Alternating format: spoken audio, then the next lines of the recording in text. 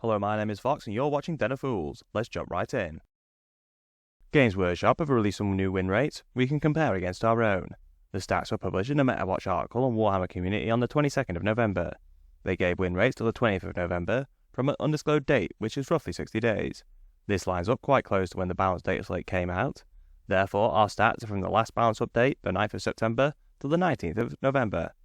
We have not collected the data from the 20th, however, as this was a Monday, it is unlikely that there were many tournaments as they are usually played on the weekend.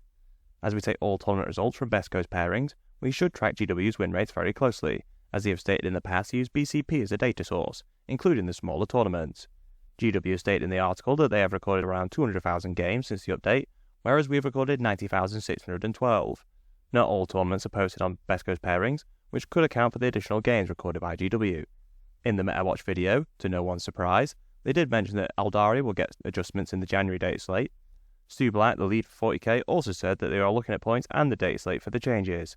With that said, let's compare our win rates to GW's and assess how closely we are tracking their win rate. As usual, we track the GW win rates very closely indeed. We have two factions exactly the same as GW, with a further 15 within a 1% difference, meaning out of the 26 factions, we have 17 pretty much the same as GW. There are 8 within a 2% difference, and one outlier which is out by 4%. Hats off to Fearless for doing an excellent job collecting the data. The biggest discrepancy is Codex Space Marines, which is out by 4%, the biggest difference we have seen since we started doing our stats, but more on them later. 10th continues to look balanced overall. GW had 24 out of the 26 factions in the Goldilocks zone, while we have 22 factions in the zone. Aldari is still above with only a 1% difference between our win rates. All of the factions in the Goldilocks zone are pretty much the same as GW, with only a 1-2% difference. We do see some strange things happening below the Goldilocks zone, with Custodians and Space Marines below the zone for us. The Custodians are only out by 1%, and GW's increased number of games could explain the very small difference. The Codex Space Marine discrepancy we found rather difficult to explain. We separated our data to represent the way GW have done theirs. We removed all of the chapters with their own indexes from the overall Space Marine figures before we compared them. We are actually very close for the divergent chapters. We have Death Watch, Space Wolves and Blood Angels at only a 1% difference. The Templars and Dark Angels are out by 2%, but that is still pretty close, all things considered. With the win rates for the divergent chapters being very close, it is not a case of us recording Codex only lists as divergent chapters, or the other way round. With the Space Marines getting much higher win rate in GW's stats compared to ours, I would expect the other factions to have lower win rates to compensate.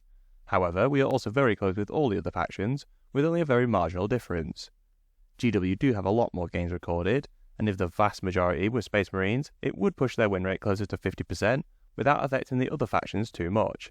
I still find it a little strange why the Space Marines are out by a large margin compared to everything else, but we did have them out by 3% in our last win rate comparison. Who do you think is close to the real Codex Space Marine win rate, us or GW? Let us know in the comments.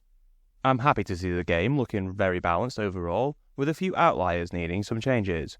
We do have 2 new codexes before the next update, which may need changes come January, but other than that it should be a much smaller balance change than the last one. Stu Black did comment that they are monitoring the internal balance of the indexes by looking out for factions which only have a few units or lists that are competitive. He stated that he wants as many models in players' collections to be usable in competitive games, which is a goal I really support. So taking account of that, we could see some significant changes to internally balance some factions. All we can do now is wait and see. If you enjoyed our content, please subscribe, check out one of the videos on screen, and consider using our affiliate links in the description. Thank you for watching.